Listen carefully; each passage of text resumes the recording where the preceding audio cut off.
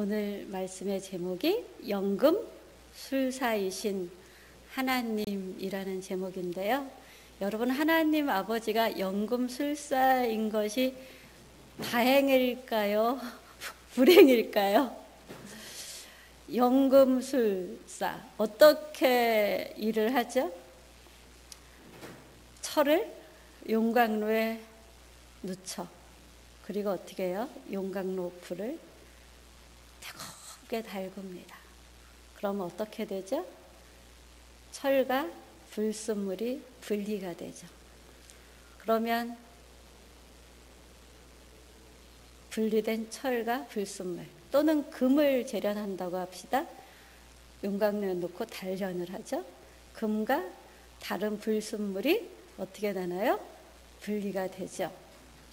그 분리된 것을 따로 모아서 그것을 가지고 망치로 두드려서 모양을 만들지요. 하나님이 여러분을 뜨거운 용광로에 집어넣어서 하나님을 닮지 않은 이 세상의 정욕과 문화와 가치관이 막 쪄들어 있는 우리들, 잘못된 생각의 질서들, 이런 걸 바로 잡으시려면은요, 얼마나 힘드실까요, 하나님이? 그 생각을 하면 어떨 땐 이런 생각이 들어요. 참 하나님도 불쌍하다. 충주인가요?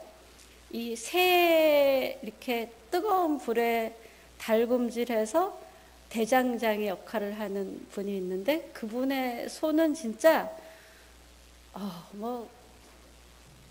제가 풀 뽑으면서 계속 오른손으로 뽑다 보니까 여기 막 시커먼 점이 많이 생기고 손이 많이 늙었더라고요. 몇 년 지나서 딱 보니까 내 손이 이상해졌네.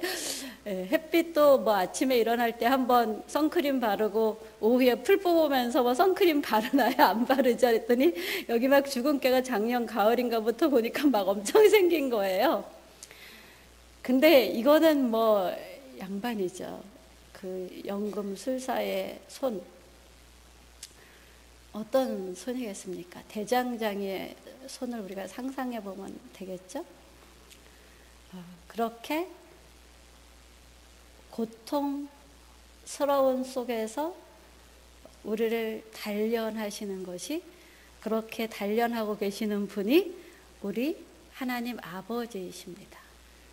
우리가 그 뜨거운 용광로에 들어가서 단련을 당할 때 우리 얼마나 고통스럽겠어요. 근데 왜 그렇게 하실까요? 우리에게 풍성한 은혜를 누리게 하시기 위해서, 우리에게 각종 좋은 선물을 주시기 위해서. 그렇다면 생각해 봅시다. 하나님 나라의 아름답고 좋은 각종 좋은 선물을 다 주기에는 우리가 여러 가지로 부족한 거예요. 그래서 뭐를 하셔야 돼요? 우리를 연단하시고 훈련하셔서 정금같이 변화시키셔야 돼요. 그러면 용광로는 하나님이 우리에게 주신 선물일까요? 아니면 용광로는 하나님이 우리를 미워서 집어넣고 달달 볶는 저주일까요? 용광로에서 꺼내서 우리를 망치질을 막 하시잖아요. 하나님이 뭐라 그러세요? 사람 막대기와 인생 채찍으로 우리를 단련하신다고 하잖아요. 그럼 사람 막대기와 인생 채찍은 하나님의 선물일까요? 아니면 저주일까요? 우리가 이 선물이라는 눈으로 보지 못해서 우리가 닥치는 모든 고난에 허둥지둥되죠. 근데 주님을 가까이 할수록 그 고통 속에서 울 기력도 없을 정도로 우리가 눈물을 흘리면서 용기 내어 하나님께로 달려갑니다. 오늘 사무엘상 30장 4절 말씀을 보면 다윗과 그와 함께한 백성이 울 기력이 없도록 소리를 높여 울었더라 라고 합니까? 다윗과 그와 함께한 백성은 어떤 백성들이에요? 지금 사울을 피해서 도망 와 있잖아요. 그 도망 나왔는데 그 도망 온 나라에 전쟁이 벌어져 가지고 우리도 왕과 함께 가서 왕의 군사가 되어 같이 싸우겠습니다. 이러고 전쟁터에 가기 전에 이제 뭐를 하죠? 군사를 부르잖아요. 거기 갔어요. 그래서 대열을 갖추는데 그 나라의 많은 장군들이 아니 저 다윗이 우리를 해야 할지 어떻게 알고 저들을 우리와 함께 싸우게 합니까? 우리 전쟁에 참여시킬 수가 없습니다. 이렇게 왕께 상고를 막 올리죠. 그래서 다윗과 그의 군사들은 그들이 살고 있는 마을로 돌아갔어요. 그들이 살고 있는 마을이 어느 마을이었죠? 시글락이라는 마을이었는데 사흘 만에 그 마을에 갔더니 거기 누가 있었어요? 온갖 재산, 육축, 그쵸? 육축이 있었고 아내와 자식들이 있었잖아요. 근데 아무것도 없는 거예요.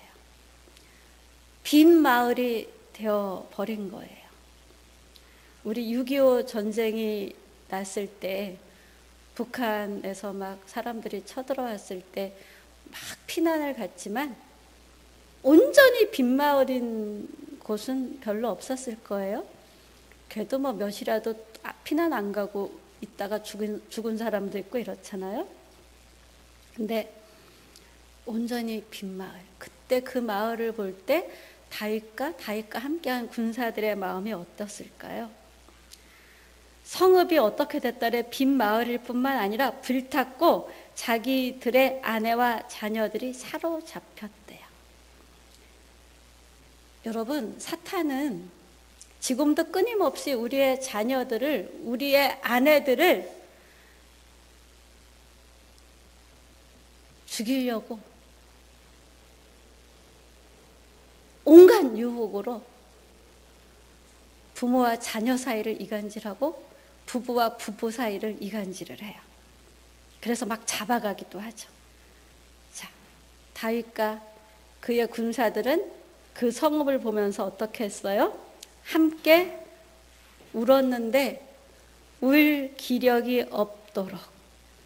나중에는 이제 힘이 다 빠져가지고 울 힘도 없는, 여기 70세 넘으신 분들은 인생에 그런 경험들이 있으셨을 것 같아요. 저도 울 기력이 없는 순간이 있었어요. 여기로 이사 와서 어느 날 밤에 12시 다 돼서 나와서 기도를 하는데 울 기력도 없더라고요. 울 기력도. 그래서 제가 하나님, 내가 더 이상 하나님 앞에서 버티고 울며 기도할 힘도 없습니다. 우리는 다 인생을 그런 경험들을 하게 됩니다. 지금 이 자리에 하나님이 제가 이 메시지를 전할 생각이 전혀 아니었어요. 근데 오늘 아침에 이런저런 준비를 하고 왔다 갔다 하다가 잠시 유아실에 앉아서 이렇게 있는데 하나님이 이 말씀 이렇게 주시는 거예요. 그래서 그냥 이렇게 지나쳤죠. 사무엘상 어디 있는 말씀인데 찾지도 않고 그냥 지나쳤어요. 오늘 예배에 집중해야 되니까. 근데 하나님이 찬송도 바꾸시고 메시지도 바꾸십니다. 다윗과 그와 함께한 백성이 울 기력이 없도록 소리를 높여 울었어요. 이때 두 종류의 사람들이 있습니다. 울 기력이 없도록 소리를 높여 울다가 이제 소리 높여 울 수도 없게 기운이 쫙 빠진 상태에서 낙심하고 하나님을 부인하며 하나님 곁을 떠나는 사람과 용기를 내어 하나님 말씀을 붙들고 하나님을 의지하며 나는 죽었습니다. 하나님이 하세요. 내 힘으로는 할 수가 없습니다. 하나님이 하세요. 이렇게 하나님을 붙드는 사람들이 있습니다. 여러분 어떤 사람이 되시겠습니까? 7전8기라는 말이 있죠. 오뚜기처럼 쓰러졌어도 7번 넘어져도 어떻게 한다?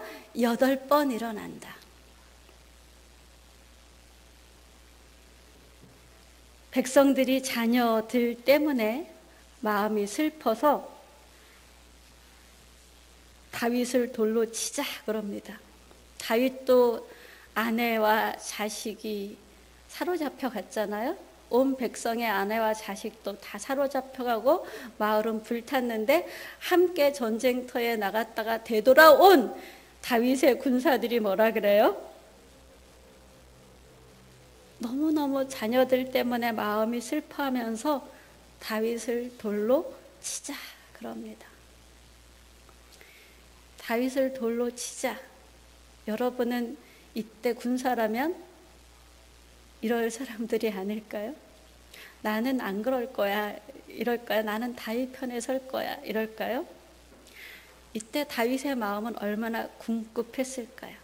그래서 다윗이 크게 다급하였으나 그래요. 크게 다급하였으나 그 다음이 중요하죠. 그의 하나님 여호와를 힘입고 용기를 얻었더라. 울 기력도 없을 때 내 편이었으면 좋겠는 나의 동료, 나와 함께 전쟁을 함께하는 동지, 그들이 나를 돌로 쳐서 죽이려고 소리를 지르며 모의를 하며 데몬스트레이션을 벌이는데, 그때 다윗은 어떻게 했어요? 하나님 여호와를 힘입고. 그럼 그 순간에 다윗은 뭐 하고 있었다는 거예요? 울 힘도 없었지만, 힘이 다 빠졌지만 거기서 여호와를 의지했다. 여호와를 붙들었다. 여호와를 힘입고 용기를 얻었다. 여러분, 여호와를 힘입어 용기를 얻읍시다. 우리가 자식 때문에 마음이 무너질 때가 얼마나 많아요? 사업 때문에 마음이 무너질 때가 얼마나 많아요? 7번만 무너지겠어요? 우리 긴 인생 속에서? 우리 야곱의 인생을 살펴봅시다. 야곱이 75세에 밧단 아람으로 에서를 피해서 아내를 얻겠다는 명분하에 떠나잖아요. 70대 중반에 떠났어요. 지금 70대 중반인 분들, 야곱의 나이보다 어리신 분들이 더 많으신데, 그래서 거기서 아내를 얻기 위해서 14년을 열심히 무료 봉사를 했어요. 20년을 거기서 일을 하는데 삼촌이 10번이나 내 삭슬 바꿨다, 계약을 맺고는 계약 파기를 수없이 했다라는 거죠. 그러다가 20년 만에 야곱이 고향으로 갈 생각을 하게 되죠. 그래서 삼촌 몰래 두 아내와 자식들을 데리고 도망을 칩니다. 도망을 치다가 밧단 아람이 아니라 어디죠? 야복강가에 이르렀을 때 이제 도망친 라반하고의 문제는 해결됐는데 어떤 문제가 남아있어요? 에서와의 문제가 남아있어요. 형 에서. 자기와 자기 온 가족들을 죽일지도 모르는 에서. 약복강가에서 기도를 하죠.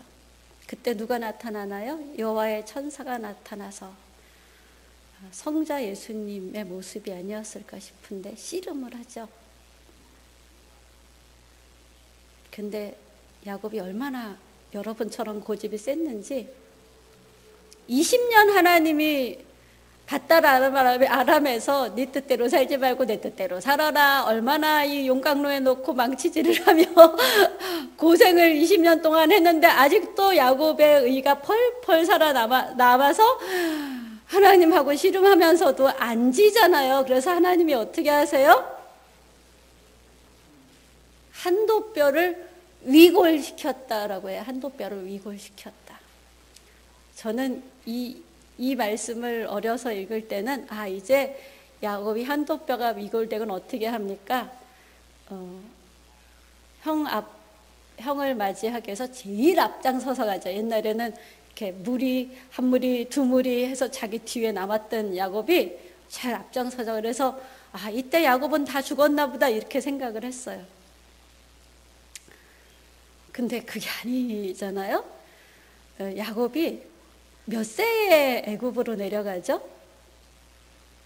130세쯤 야곱이 내려가죠. 근데 그때까지 야곱은 어떤 집의 가정이었죠? 아들들이 야곱이 너무너무 아끼는 요셉을 죽이려고 했다가 미디안 상인들한테 팔아버리고 그의 색동옷은 동물의 피를 발라가지고 야곱이 동물에 찢겨 죽었나 봐요. 요셉이 동물에 찢겨 죽었나 봐요. 그래서 형제들끼리도 야곱이 죽은 거로 아는 형제들도 있고, 사기친 팔아먹은 사람들은 죽은 거로 알고 있지 않겠죠. 그렇지만 말하지 않고 침묵. 어떻게 이렇게 입이 무거울까요? 그 오랜 세월. 그래서 온 가족이 한 사건에 대해서 각자 다른 시각을 가지고 각자 다른 아픔을 가지고 살아가죠. 누구도 사실을 직고하지 않고 있었던 과거의 사건을 묻어두고 살아갑니다. 흉년이 들어서 요셉이 애굽에 뭐가 됐어요? 총리가 된 상태에서 이 야곱의 형제들이 아니라 누군가요? 자식들이 곡식을 얻으러 갔을 때 베냐민 데리고 와 이렇게 된 거잖아. 막내 동생이 있어? 그럼 데리고 와봐. 니네가 우리나라를 정탐하러 온 자가 아니라면 니네 막내 동생 데리고 와봐. 그래서 아버지가 어떻게 됐어요? 못 보낸다 이랬잖아요. 못 보낸다. 아직 야곱이 살아있는 때예요. 나중에 먹을 양식이 다 떨어질 때쯤 되니까 어떻게 됐죠? 자기 일을 다 포기하고, 우리는 이렇게 죽을 정도로 정말 죽음이 코앞에 있을 때가 돼서야 나는 죽었습니다. 이러는 어리석고 미련한 곰탱이 같은 사람들인가 봐.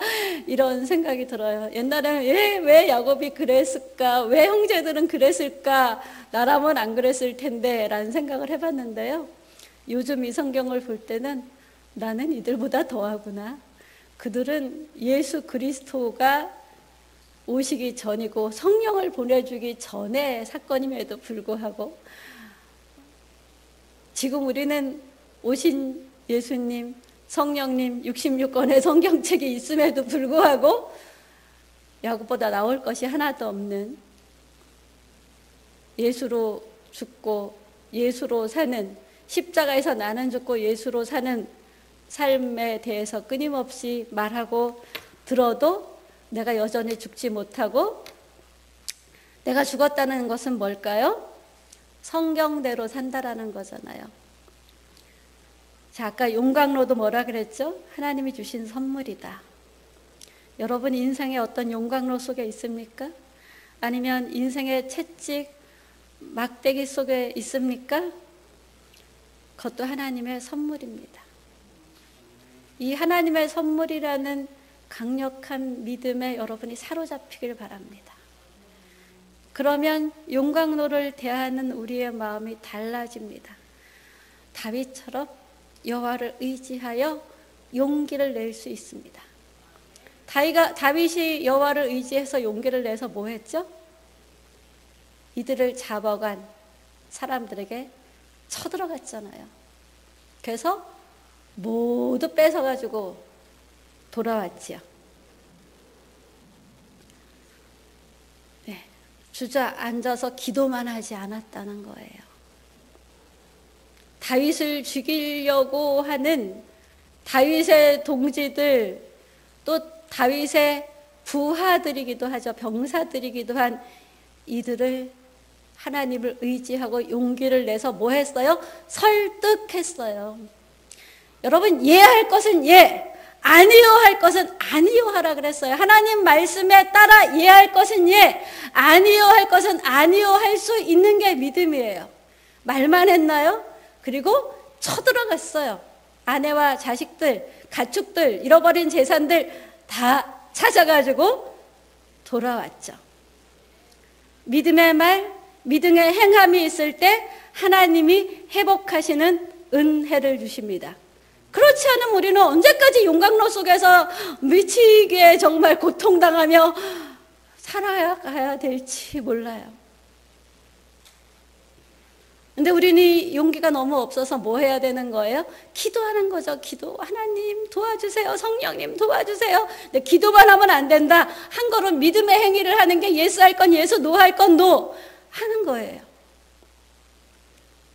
네, 제가 울 기력도 없어서 주님 주여 하고 소리 치며 울다가 울 기력도 없는 거예요. 그 울 기력도 없어서 들어가가지고 침대에 누워서 하나님 울 기력도 없어. 나 좀 도와주세요. 나 좀 도와주세요.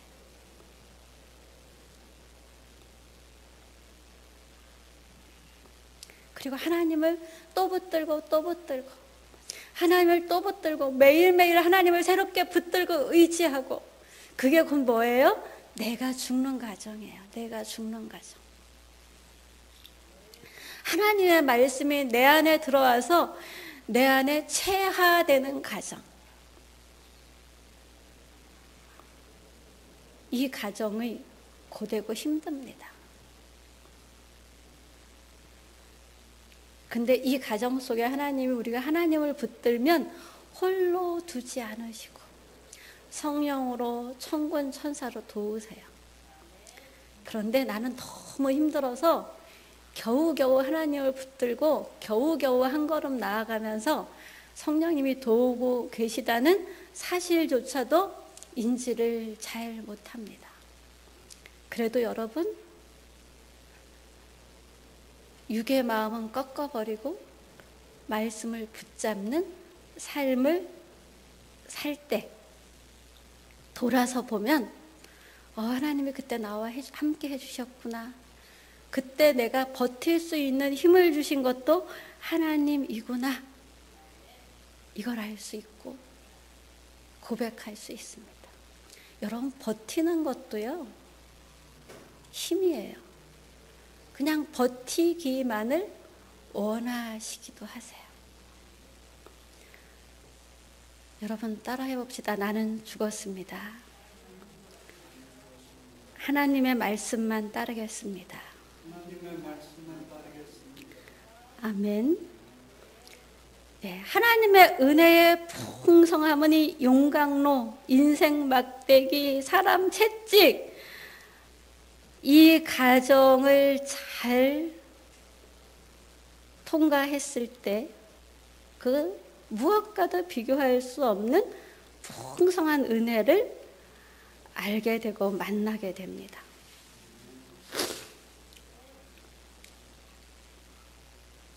그래서 불 가운데로 지나게 하셔요. 근데 불이 우리를 사르지 못한대요. 아멘? 물에 빠져 죽을 것 같은 풍랑 속을 가게 하세요. 우린 그거 없애주길 원하잖아요. 아니, 하나님 거길 가게 하시는데 물이 우리를 침몰하지 못한대요. 그게 무슨 뜻이에요? 내가 너를 붙들고 있어. 내가 물속에서 너를 품에 안고 있어. 그러시는 거죠. 이 과정을 통해서 하나님께서 우리 각자에게 주신 사명에 따라 은사, 선물을 주시는 거예요. 어떤 사람에게는 돈이라는 선물을 주시고, 우리는 은사 그럼 뭐를 생각해서 성령의 9가지 열매를 생각하자, 9가지 은사를 생각하잖아요. 물론 그것도 은사예요. 그런데 우리에게 주신 모든 것이 주님의 선물이에요. 용광로도 뭐라고요? 주님의 선물이에요. 인생 책찍, 막대기도 뭐예요? 선물이에요. 우리 너무너무 고통스러워요. 그런데 그것으로 하나님이 나를 정말 값지고 보배롭고 아름답고 바꾼 존재로 만들고 계시고, 그렇게 만드는 이유는 뭐예요? 더 많은, 더 좋은, 더 풍성한 아름다운 은혜, 아름다운 영광스러운 은혜, 선물을 주시기 위해서 하나님이 고달프게 대장장의 역할을 맞춤형으로 하시는 거예요. 우리 각자 개인에 따라 맞춤형으로. 근데 개인이 그걸 감당하기가 너무 어려우니까 교회 공동체를 주셔서 뭐라 그래요? 함께 기도해라 그러시는 거예요. 두세 사람이 내가 모여서 기도할 때 더 빨리 통과하게 해줄 거야 이러시는 거죠. 더 빨리 은혜를 줄 거야 그러시는 거죠. 혼자서 물통을 옮길 수 있는 물의 양과 혼자서 10리터를 옮길 수 있다고 보자고요.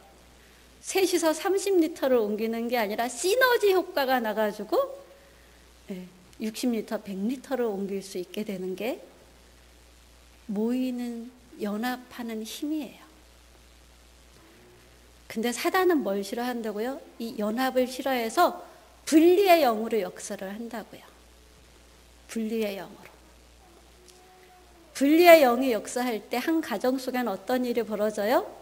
한 집에 사나 한 마음이 안 되는 일이 벌어져요. 부부가 한 마음이 안 되고 부모와 자식 가운데 불신이 생기고 가끔 그냥 외식도 하고 이래도 명절 때 와도 모양은 겉으로는 그럴싸한데 마음은 하나가 안 되는 거. 이거 누가 하는 거라고요? 사단의 계책이에요. 비록 멀리 떨어져 잘 못 만나도 서로를 신뢰하고 사랑하면 한 마음인 거죠. 사단이 이 분리의 영으로 가족이 한 마음 되지 못하게 하다가 뭐를까지 만들어낼까요? 부부가 이혼하게 하죠. 하나님은 부부가 이혼하게 할까요? 연합하게 할까요?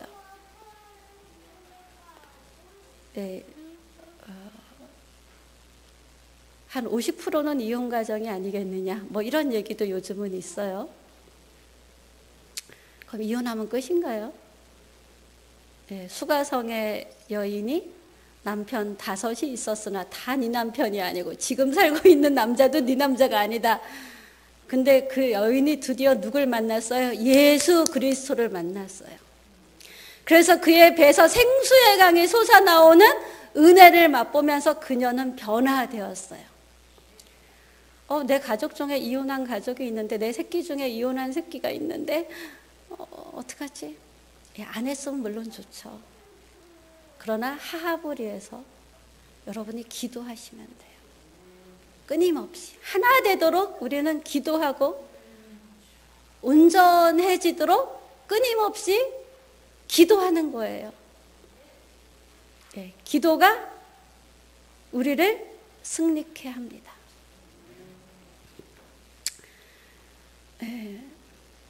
이혼은 하지 않았어도 부부가 멀어지게 하는 게 뭐죠?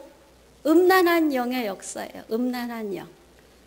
여자가 바람을 피운다든가 남자가 바람을 피운다든가, 또는 바람을 피우지 않는데 의심하는 거예요. 내 남편이 지금 누구를 만나고 있는 거 아니야?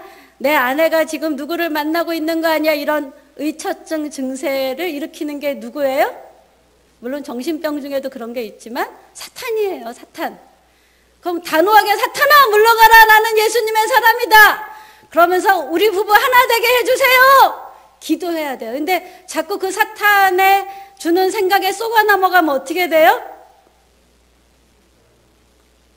가정의 화목함이 없어지고 재산이 이렇게 술술 새나가요. 아까 우리 돈은 어떤 속성이 있다 그랬죠?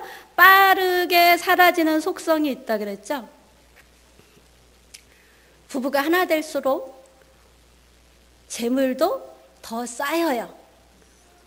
부부가 마음이 나뉠수록 재물이 스르르 사라져요. 부부가 이혼하면 재물은 더 빨리 사라져요. 부부와 자식이 사이가 안 좋으면 재물은 더 빨리 사라져요. 근데 우리는 이때 뭐에 초점을 둬요? 눈에 보이는 재물에 초점을 둬요. 하나님은 뭐에 초점 두라 그래요? 하나님께서 하나 되게 하신 것을 힘써 지키라. 뭐예요? 이유 불문하고 하나 되라는 거예요. 십자가 안에서. 너가 나랑 같은 생각을 가져야지 하나 돼. 아니에요. 하나님이 우리 다 다르게 만드셨어요. 다르게 느끼게 하셨어요. 어떻게 장미꽃이 해바라기가 될 수 있고 해바라기가 코스모스가 될 수 있어요. 서로 꽃 모양이 왜 이렇게 달라? 너는 나랑 달라서 내 마누라가 아니야, 내 남편이 아니야, 우리 속아서 결혼했어. 이렇게 생각하는 게 썩는 거예요. 너 나 안 닮았으니까 내 자식 아니야, 이렇게 생각하는 게 썩는 거. 나랑 똑같이 닮은 자식을 낳으면 나와 복제판이 되기를 하나님이 원하세요? 아니에요. 나보다 더 나은 자식이 돼야죠. 달라서 더 아름다운 거잖아요.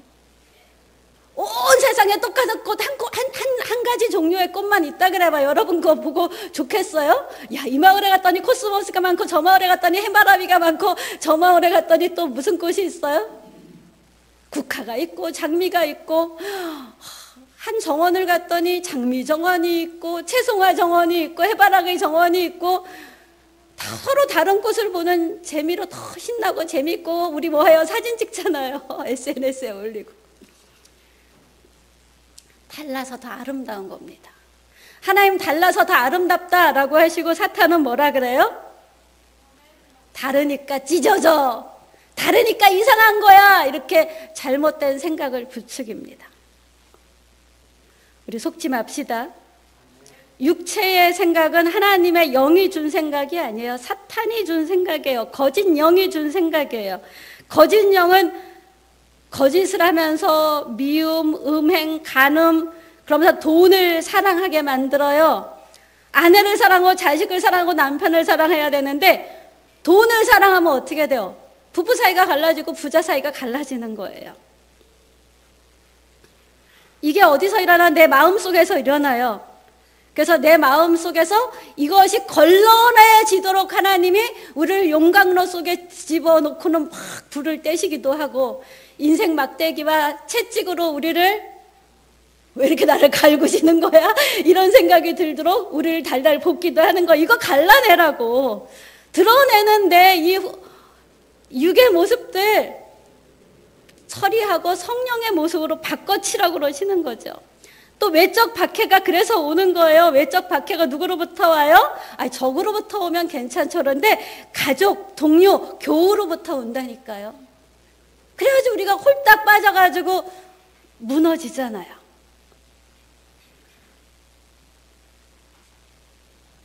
그래서 이 가까운 사람들로부터 박해를 받을 때 어떻게 돼요?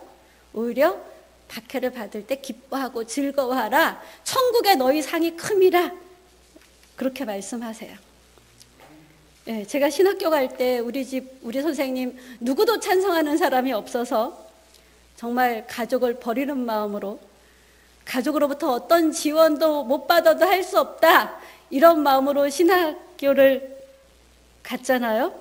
자, 오늘 마가복음 말씀에 어떤 말씀이 있었죠?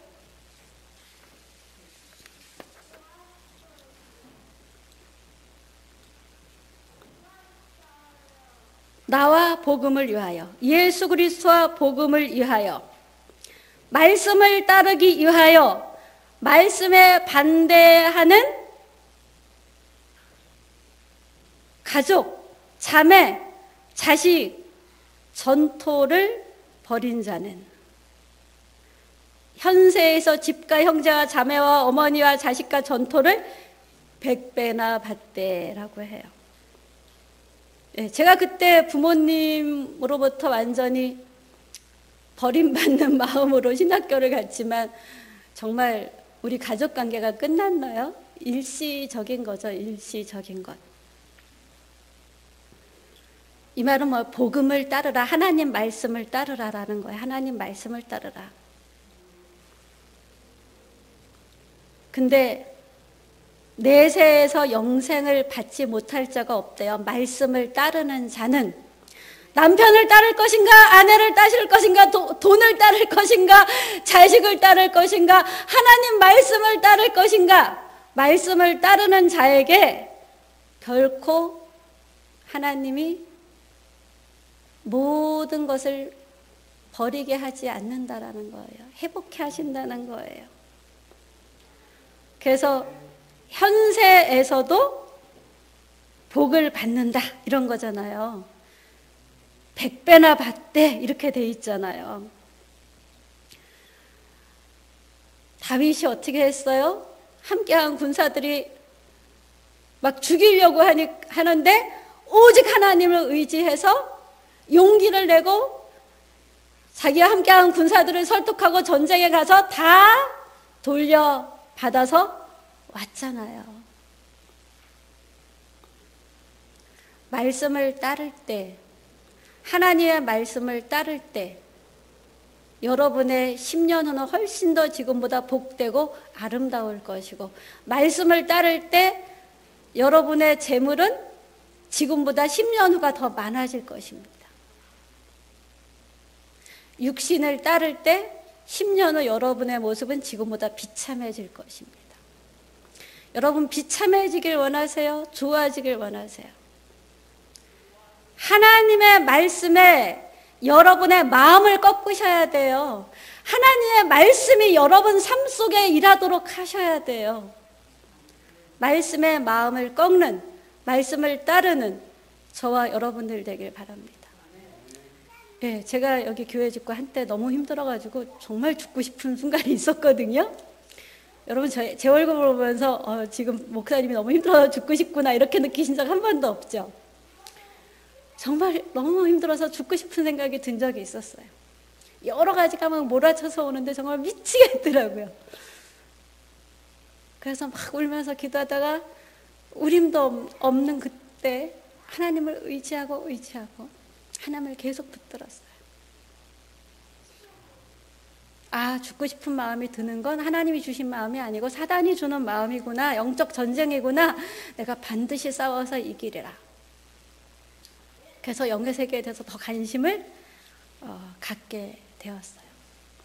누구나 살다 보면 죽고 싶은 마음이 들 때가 있습니다. 왜? 사단은 우리를 끝까지 공격을 하거든요. 내가 영적 수준이 더 높아지면, 내가 영적 수준이 스타가 되면은요, 사단에서도 스타급을 동원해서 우리를 공격해요. 우리는 계속해서 살아계신 예수님 하나님의 말씀을 따르고 성령을 의지하며 이기는 자가 될 수 있습니다. 왜 그럴까요? 데살로니가 전서 5장 23절에서 24절 말씀을 보면, 평강의 하나님이 친히 너희로 온전히 거룩하게 하시고 또 너희 온 영과 혼과 몸이 우리 주 예수 그리스도께서 강림하실 때에 흠없게 보존되기를 원하노라. 우리가 흠없게 보존되기를 원하시는 하나님이 어떻게 하신대요? 우리를 처박아 두는 게 아니라 너희를 부르신 이는 미쁘시니 곧 믿을만 하시니 그분이 이루신대요. 그래서 우리는 이 이루실 하나님의 약속을 믿고 주님을 의지해야 돼요. 아멘. 우리 주님만 의지합시다. 아멘. 주님을 의지하는 게 넘쳐 흘러야 돼요. 우리 교회 부흥 어떻게 와요? 여러분이 분리의 영의 공격에서 하나님의 영의 하나되게 하심 속으로 들어오실 때 우리 교회가 부흥이 돼요. 그러기 위해서 뭐가 필요해요? 기도의 양이 차야 돼요. 믿음에 따라 행하는 믿음의 삶이 따라야 돼요. 그럼 여러분의 가정이 먼저 복이 있어요. 여러분의 가정이. 그리고 우리 교회도 같이 복이 있어요. 우리 교회가 같이 복이 있으면 어떻게 될까요? 이 지역에 그 복이 넘쳐나게 됩니다. 우리 그 믿음으로 하나님을 의지하며 살아갑시다. 아멘.